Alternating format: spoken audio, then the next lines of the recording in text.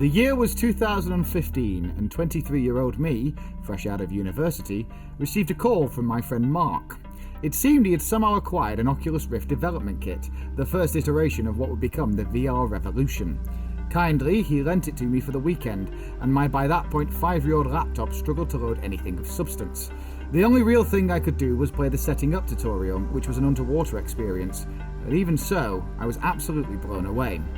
Fast forward 6 years and the technology of VR has come such a long way, gone are the wires, clunky graphics and general cumbersome feel of the headsets.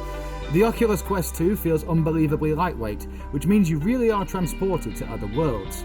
Using lightsabers in Star Wars and flying planes in Flight Simulator feels unreal, but one aspect I've been intensely curious about is the survival genre of games. Survival games seem perfect for a VR experience, and it seems new Oculus title Song in the Smoke might be quickly becoming the perfect example. Song in the Smoke centers around you, an unnamed prehistoric person, dropped into a world with a 3-headed raving guardian as a companion as you look to open portals with mysterious stones you find along the way. Of course, as you're journeying, you're also trying to keep yourself alive, which is where the survival mechanics come in, and where the first difference from other survival games is.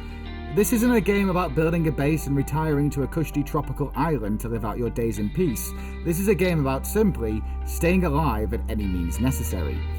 The first thing to note is that sense of wonder and immersion is definitely still there, but perhaps played down a little due to the graphics of this game. It is not a hyper-realistic world, but rather a stylized, almost painted world, which certainly works, but won't be making me want to move anytime soon. Perhaps that is the point of this world though, as the world feels quite damp and bleak. The colours are very muted and saturated, and the sun always feels like it's behind 15 levels of cloud cover. This isn't a complaint though, as this world is a very, very unforgiving one.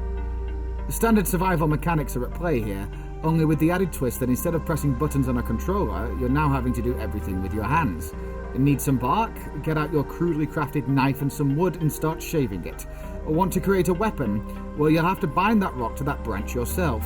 Even down to the combat, which admittedly can be quite unforgiving in the earlier section, having to wield weapons and actually use them is a real thrill.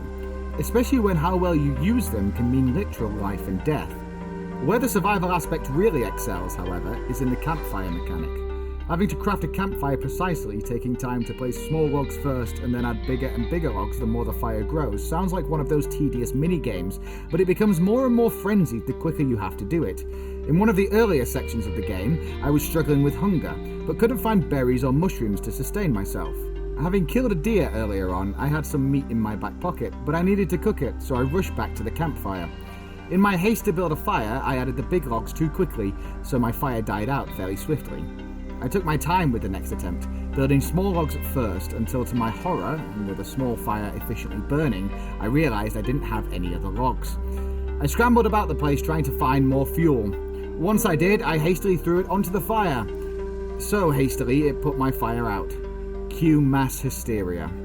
Moments like that in gaming are priceless and stay with us forever, and this game has a wonderful collection of those moments. The soundtrack for Song in the Smoke is muted and subtle, but this actually does the game a favour, as the dull bass tones and muted sounds of foliage give a haunting, eerie atmosphere to proceedings. This is not supposed to be a shiny and happy place. It is a dark, harsh world which is very harrowing. I just wish the development team had decided to focus on one big, full map, however, with different biomes, instead of teleporting between different, smaller maps. This mechanic makes the game feel a little disjointed and clunky, and takes away from the wonder and spectacle of it all.